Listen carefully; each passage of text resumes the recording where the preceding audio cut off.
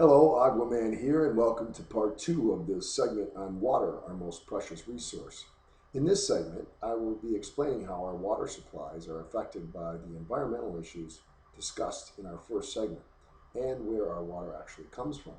Many northern states get their water from deep reservoirs, but Floridians' water comes from an aquifer which spans from the southern tips of Georgia, Alabama, and South Carolina, and runs through Florida all the way down through the Florida Keys.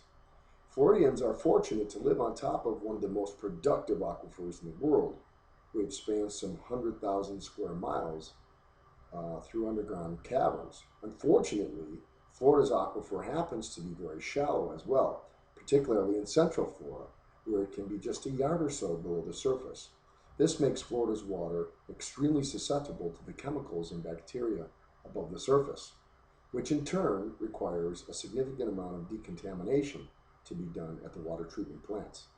This is necessary not only to treat the water, but also to ensure that it is safe to drink after traversing through miles of old soiled pipes before arriving to your home. To make matters even worse or more challenging, there are unnecessary chemicals being added to our water, such as hexafluorosilicic acid, which is extremely active biologically. This is well documented in a report that was published by the National Research Council in 2006. You may also want to Google Dr. Paul Connick to find out how he believes this affects our water supply.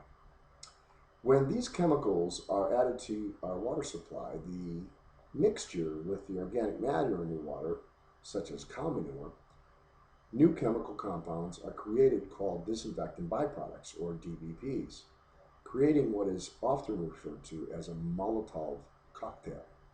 What you may not know is that there are some 600 known DBPs, only 9 of which are even measured by the EPA. A specific DBP called trihalomethanes, also known as THMs, have popped up in the news quite a bit lately since they are linked to related health issues and several forms of cancer. You may have seen water treatment companies flush lines in your neighborhood in an attempt to control the excessive buildup of THMs in the water supply. If you Googled Dr. Oz tap water and watched the alert he issued, you heard him say there are no male fish left in suburban areas as they have mutated into a transgender species from the chemicals in the water. The shallow nature of Florida's aquifer not only makes it susceptible to these chemicals, but it also makes it susceptible to the organic matter creating these disinfectant byproducts. Few people are aware that Florida is soon to be the #1 cattle producer in the United States. There is currently some 700,000 acres designated for cattle production, and all those cattle produce 400,000 tons of cow manure each year. And that's a lot of organic matter.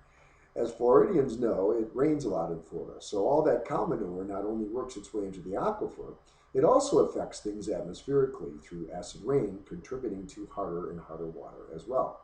This is likely one of the reasons any experienced plumber will tell you that Florida's water has deteriorated rapidly over the past 5 years or so, and will likely continue to do so in years to come. Another unique factor is that unlike northern states, which don't require chemicals to be sprayed in the winter months, the Sunshine State has chemicals sprayed year-round, which nearly doubles the amount of chemicals creeping into the aquifer.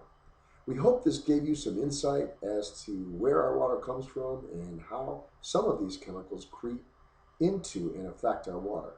Thank you once again for watching, and we hope you get a chance to see our final segment where I will explain the solutions to combat these issues in your home. Aquaman, over and out.